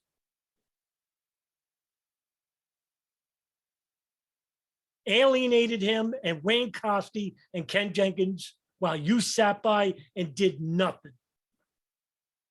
I stuck up for them, and I'll continue to do it. And it's all over the Pentagon. Well, I'll stick with the evidence. I'll stick with the eyewitnesses over the likes of any of you in the war room, any of you.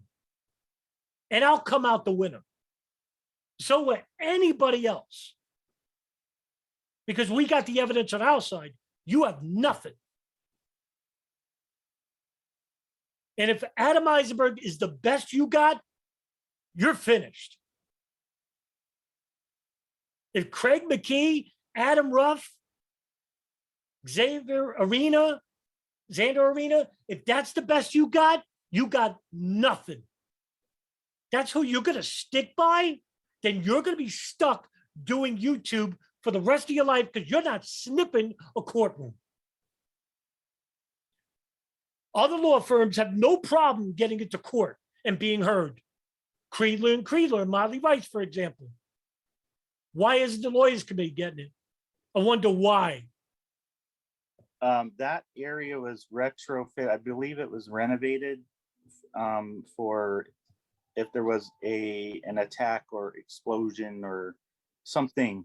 So that area was also renovated for an attack. Mm-hmm.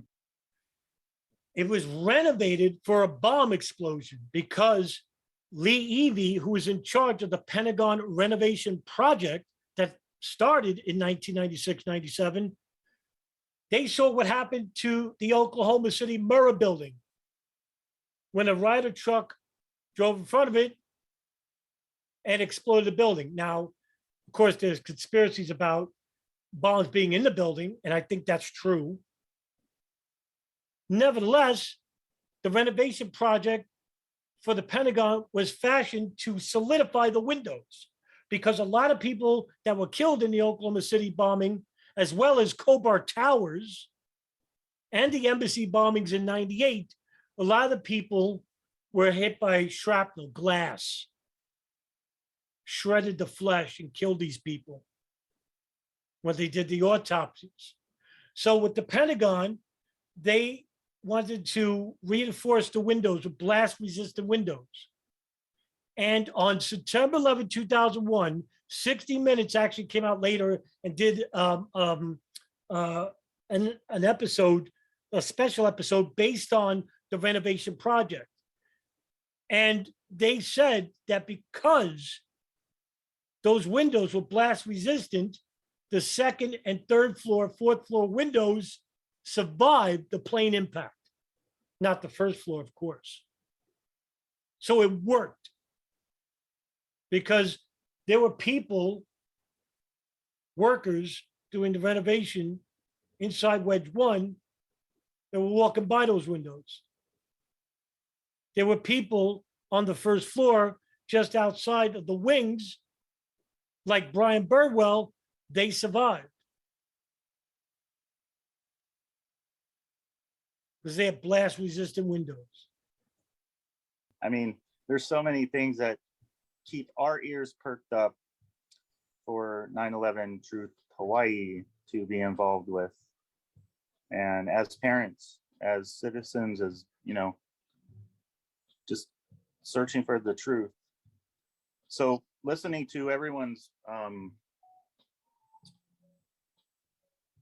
case, or, you know, their theories, their, you know, their outlook, their studies, is very important for us so we can piece it together. If we're gonna say there were planes or no planes, but to call for division, that's a red flag for us. And any of those that say, look at it my way, and if you don't look at it my way, then you're out. No. And I know who you're referring to. You're referring to me and Ed and Nelson, right? We never said, look at it our way. Never said that. Quote me on it. I'll never say that. But I'm certainly not going to believe somebody who says a plane didn't crash there when the evidence, and I'm going by physical, eyewitness, and technical data that shows a plane certainly did. And if you don't like the answer, too bad, because you got your mind already made up. And I've read your comments in the Zoom meetings. Saudis, Apaches, no plane crash into the Pentagon. Yeah, I know what you're about. Okay? You don't like the fact that when someone like me is talking in the war room, when I used to come there and talk about a plane, 77, crashing in the Pentagon, because you already got your mind made up. You're not looking for the truth. I know that for a fact. You want to hear what you want to hear. And what I have to tell you, you don't want to hear. I don't care to win people over. I report the facts. if you think that anything, and that is a challenge to anybody in the war room, any one of you, if you could point out where I'm wrong, let me know. Because you know what I'll do that you won't do? I'll correct it. Because unlike you, I want to report the facts to the people. You don't want to do that. You know, the ones that get rude, the ones that get mean, the ones that go, you know. Yes, I'm rude to people who make stuff up. Absolutely, 100%, because I care. I care. Just start attacking and calling names like Right. we're in high school or, you know, on the recess in elementary school. I don't know. Kindergarten. Yeah, kinder. That's right. That's right. I will call Barbara Honegger names. And I now regret, I wish I should have just said even worse things to her. I hate her. She intentionally makes stuff up about this subject. Meanwhile, you sit there and say nothing. And you got the nerve to say that you're passionate about 9/11? What gall. Crocodile tears. Unbelievable that you would side for a person who makes stuff up instead of somebody like me who reports only the facts. And you'll say, I'm a disruptor. Meanwhile, I'm the one who's actually trying to save the reputation of the truth movement in the public eye while you just sit there and watch. Kindergarten, there you go. Those are questionable. They are questionable to us. So anyway. No, you are questionable.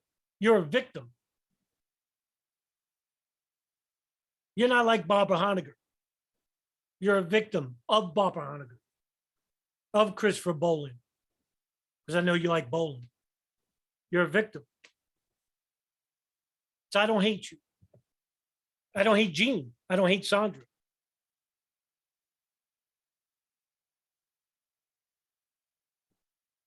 You're victims. I feel bad for you. But I don't hate you. That's our stance. And I guess you could say we're more leaning towards explosives were planted and that whole area was retrofitted. See, you would rather believe that the evidence is planted, that the eyewitnesses are lying over the simple fact of a plane crashing into the Pentagon, right? And you dare want to say that you are looking for the truth. The truth is right there in your face. You just don't like it because over the years, you were told to always oppose the official narrative. For those explosives, and they're just not releasing the videos because they know. They know? How do you know they know? How do you know that? Do you hear yourself? How do you know they're withholding video information? Just ask yourself that. Are the people who saw the plane crash into the building lying? Prove it. Then you have a case, and I'm with you. I'll be fully behind you. Prove it. Don't just say that they're lying like Adam Eisenberg. Anybody could sit in the armchair and play armchair quarterback. If this was a court of law and you basically said that the evidence was planted, you got to show evidence for that. Or else you'll get the April Gallup treatment and your case will be hit with a frivolous lawsuit and your lawyers will be fined. And you'll be maligned forever in the public eye. We'll be able, well, you know, even if they do release the videos, the technology today, it looks like somebody is actually talking and see, right? He gives himself out. oh, if the video does come out, I still can't believe it because they can manipulate the video.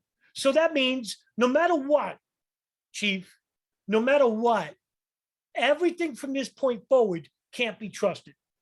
So why are you in the 9/11 truth movement to begin with? If the cards are stacked against you like that, then all the evidence, everything can be manipulated or created by the government. What are you doing? What are you doing? Give up. You can't win a fight that's unwinnable. What, are you going to put a sticker on a mailbox?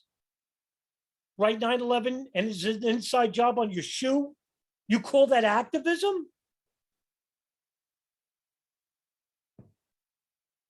And they're not really there. Yeah, the deep. They're not really talking. You know what I mean? I don't know the name of that tech. They're calling they're calling deep fakes. Yeah, it's crazy. So even when it is released, I think we're all gonna be like, "That's not real." Yeah, of course, that's right. Because I asked Sandra Arena that once in a Pentagon war room debate or discussion. It wasn't a debate, where I told him, I said, if video came out later and showed a plane hit the Pentagon, his answer was, if it's legitimate. Right, because no matter what, even if it's legitimate, you can always say, well, if it came from the government, that means it's not legitimate.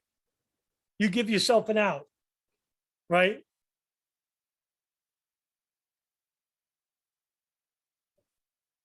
You know what I mean? Right, It's just right. they've waited so long. It's crazy. Yeah. But can I just add to the fact, you mentioned the video evidence of a plane hitting the building. I mean, I think that if they had even one clip of a plane coming in, they would have played that over and over and over again, just like they did. And this was to add to the mass trauma of watching the planes hitting the towers, and they milked that for all it was worth. The media hyped up obviously the collapse of the towers with good reason. And it obviously happened, but they had the footage and they were absolutely going to use that footage to drive the fear and drive the propaganda and the whole invisible enemy that is the terrorist and all that stuff. If they had any footage of a plane hitting the Pentagon, there is no way they would be sitting on that. Here we go. Here are two scenarios I want to play for you, Sandra. One, they don't have video. That's why they can't release it. Two, if they have video, why would they need to release it? Because if they did, more concentration would be paid attention to, okay, who is on these planes? Oh, wait a minute, two guys, Khalid al-Badr, Nawaf Azmi? Oh, wait a minute, the CIA knew about these guys that were in the country. Oh, wait a minute, they intentionally withheld information from the FBI and the State Department for 16 months regarding these. Why'd they do that? Oh, wait a minute. George Tenet, the director of the CIA, basically told his staff at the counterterrorism unit to go and ask the FBI about these two guys in photographs and don't tell them who they are, just to see if, to fish information from them about whether or not they know. And they lied about it in the 9/11 Commission and the Joint House, committing perjury on top of it. And not only that, you had Saudi contacts inside the United States who were paying for their month's rent and lied about it to the 9/11 Commission.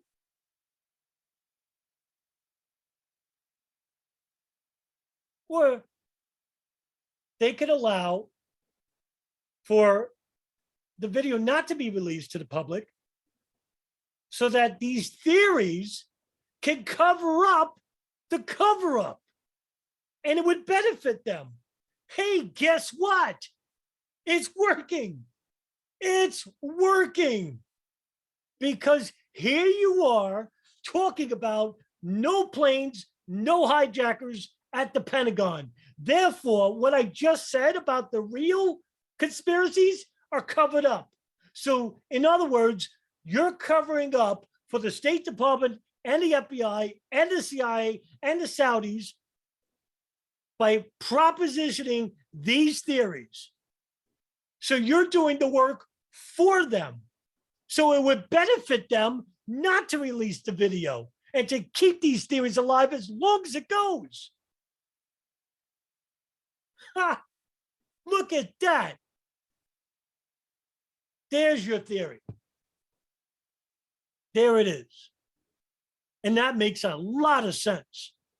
Because even in the face of overwhelming evidence of the plane debris that was found, of the people who saw the plane crash to the Pentagon, you still don't believe it. You still don't believe it. And that's why they probably don't release the video, because the hell with you. That's why. That's why. And you wonder why the federal government does what it does to us. Because they hate us. Because what? We're ignorant? Probably. Look what they do abroad. You think they wouldn't do it here? So Sandra, think about that for a second. And they gave us frames, and they know what they're doing. I mean, I went to college for animation. You know, for 1 second of film, it's like 24 frames that you got to draw. So, you know, I think some you can bump it up to 32, and you can go a little bit below that, but the average is 24 frames per second. They gave us like 5-7 frames, and people are writing on that with the FOIA. That's crazy. They can't have a fluid hit. They're not showing us a fluid. I don't need video to know a plane crashed there. That's funny. Unless you're one of those people that think all the eyewitnesses are lying, like Adam Eisenberg.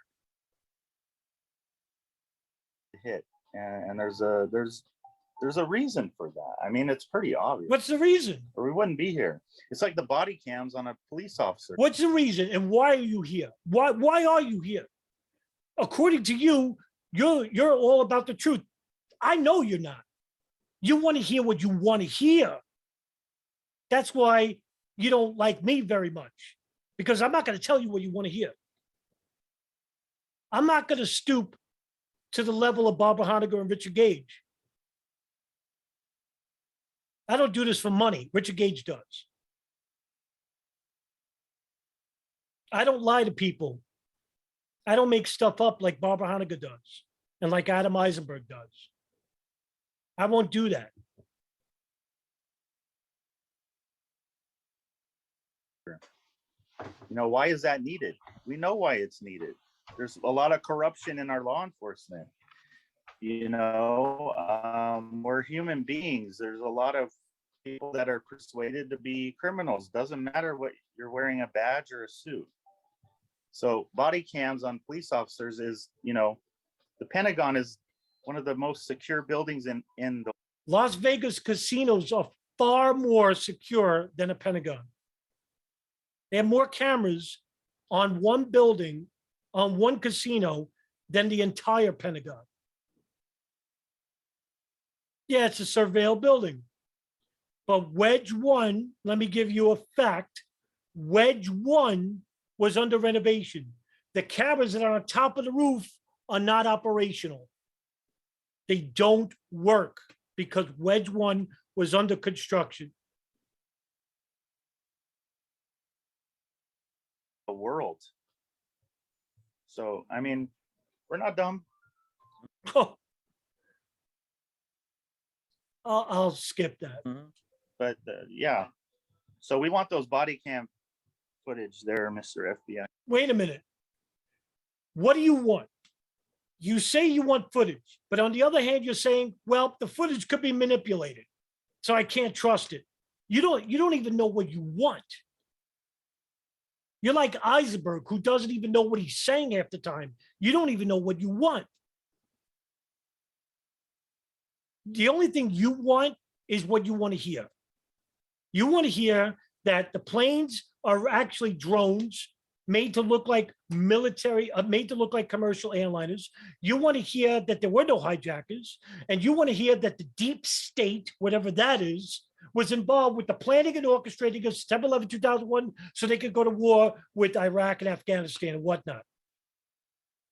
And so that George Bush or Donald Rumsfeld and Benjamin Netanyahu are the only ones guilty, Larry Silverstein too, put them in jail because they're the ones who orchestrated 9/11. That's what you want to hear. That's a simple view of 9/11. So simple, it belongs in Dr. Seuss books. The reality, Chief and Sandra and Gene, is that 9/11 is amazingly and intricately complex. It is. I can't simplify it for you. I'm sorry. Doesn't work that way. That's why you stay at ground zero. And that's why you don't entertain the Pentagon or Shanksville, because it's such a divisive issue, because you're most likely afraid of getting the David Chandler treatment. Because, Gene, this is what I think regarding you at the Pentagon. Same thing for Sandra, is that I think that if you actually say that, hey, wait a minute, I was wrong, Flight 77 did crash into the Pentagon, that everybody in your circle will turn on you, call you a shill, don't trust you anymore, and won't commiserate with you. You'll be left alone, basically. And your reputation will be ruined in that fringe movement circle forever. Because that's what they did to David Chandler. That's what Barbara Honegger and Craig McKee did to David Chandler and Wayne Costi and Ken Jenkins. And Sandra is friends with Craig McKee. Should tell you about her level of friends. Why would you be friends with somebody like that, who spent 10 years of his life writing hit pieces and having people threaten David Chandler for 10 years? Barbara Honegger too. But yet you defend her, and you call me a rude boy. You called me, he's a very angry person. He's morally repugnant, I guess, right? Because I said every nasty word to her in email. And I'll say it again. And this time I'll say worse, because that's what she deserves. But when she basically was one of the primary reasons for David Chandler, Wayne Costi to be vilified in the 9/11 truth movement, you decided to ignore that and respect her. But you won't respect me for calling her out and for calling her names when she did that to David Chandler for 10 years.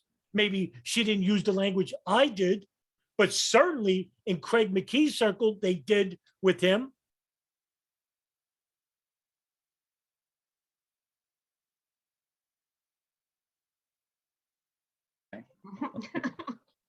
Thanks, Gil. Withholding of evidence. That is a big tell. Yeah. The fact that we've got our government trying to fight against our First Amendment right to petition a government for a redress of grievances, and they're fighting, no, you can't let the grand jury hear this evidence. Like, that's got to be the tell. Like, come on, like Right. I don't know. And plus, that got us into war too. So I mean, that was their key. Yep. Thank you. Back to you, Adam, and then Miles.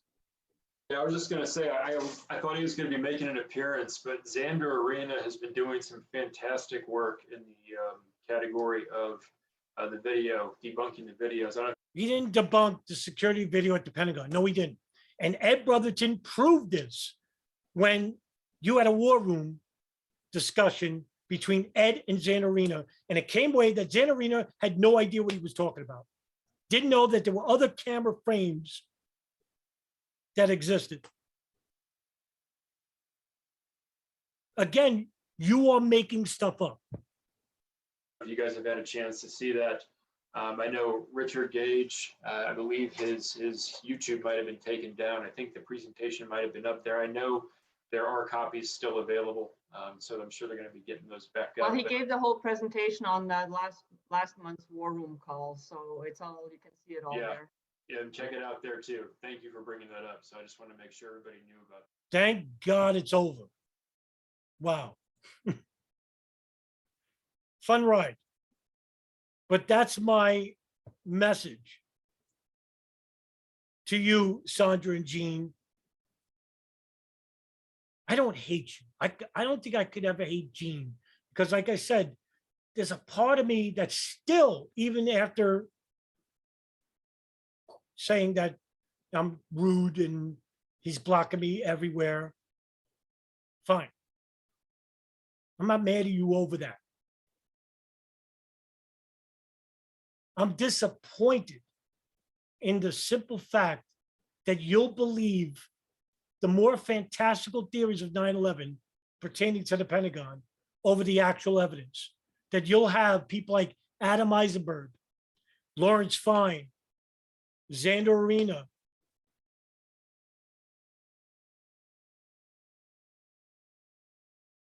but you don't care for me or Ed to come into the room. You called Sean Russell a rude boy. Sean Russell has never said one nasty word to you. Ed and Sean should be left off.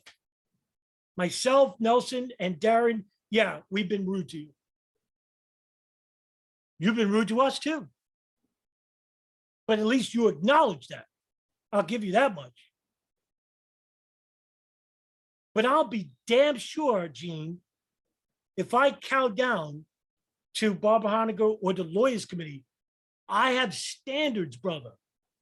I'm not standing by people that hurt the truth movement when they make stuff up. Richard Gage, I know you respect the heck out of this guy. He makes stuff up. I'm sorry, Gene. Yes, he does. He would rather interview people who make stuff up. And by doing that, he is actually hurting the truth movement in the public eye. But you would rather ignore that and say at least he's on our side. What side are you on? Do you realize what these people are doing to the truth movement by propagating these theories? Why didn't you challenge Adam Eisenberg in the war room? Say, hey, wait a minute. This didn't make sense. Can you explain that to me? Or wait a minute, how do you know this? No, you let him run unabashed, making so many statements.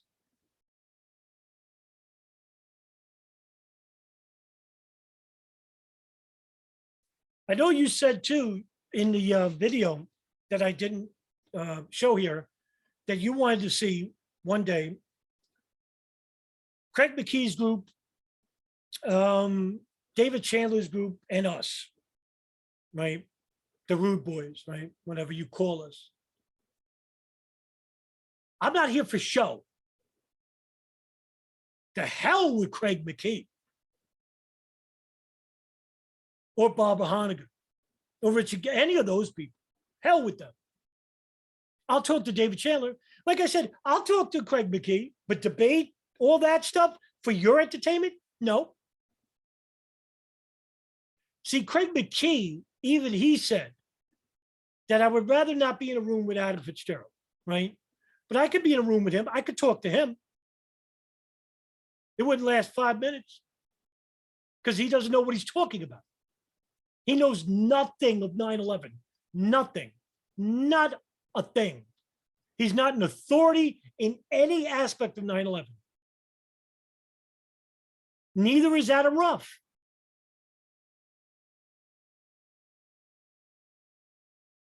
Neither is Barbara Honegger, for that matter. None of those people that you would rather talk to and admire, some of them, respect, none of those people know what they're talking about. And if the only thing you have against me is my rudeness, well, then I'll take that as a badge of honor, because you never said once where I was wrong about 9/11. Not once. Now, I'll never consider myself an expert or an authority figure. I never said that. I'm a student of this affair. But I'm not your show toy. If you are serious about having a serious discussion between me or Barbara Honegger or Craig McKee, set it up. Set it up. I won't call them names. I don't need to.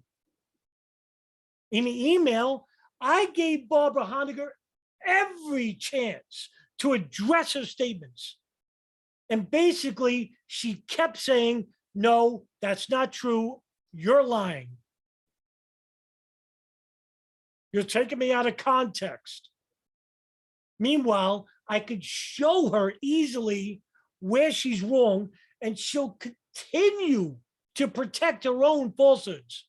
So yes, I responded in a very nasty manner, disgusting manner. But she deserves every word of it. Imagine Barbara Honegger going up to a victim's family member at the Pentagon and saying, by the way, your loved one wasn't killed at the impact of Flight 77. In fact, we don't know what happened to her, but we think that the planes were swapped and the American military or the Israeli military killed her in some airline hangar. Oh, and if she left a message for you, that phone call was faked. And you might be in on it. Guess what's going to happen? If it's a guy, he's going to punch her in the face. If it's a woman, she'll probably slap her.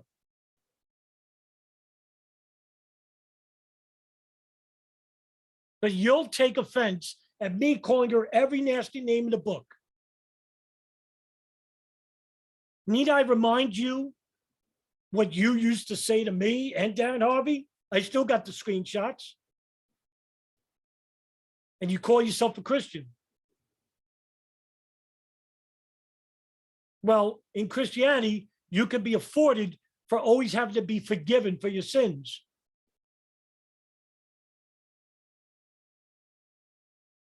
I just try to not do it again. I have nobody to appease. I'm an atheist. I don't need to please somebody in the sky. Now, I'm not going to degrade you for believing in God. That's fine. It's not about your faith. But it is about your hypocrisy regarding certain people and how they act.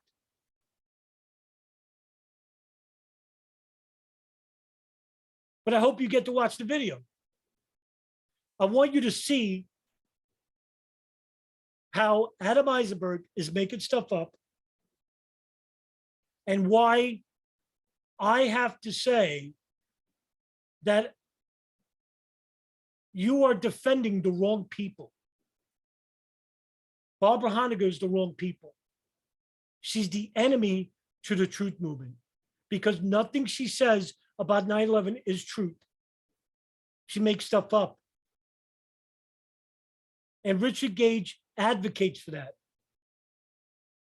You're going to have to question, and this is going to be a bitter pill to swallow, regarding who you follow in the truth movement.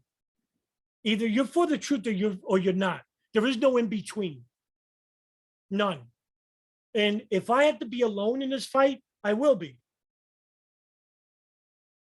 Because I will never, ever, ever work with, be friendly with, or even commiserate with people who make stuff up about 9/11.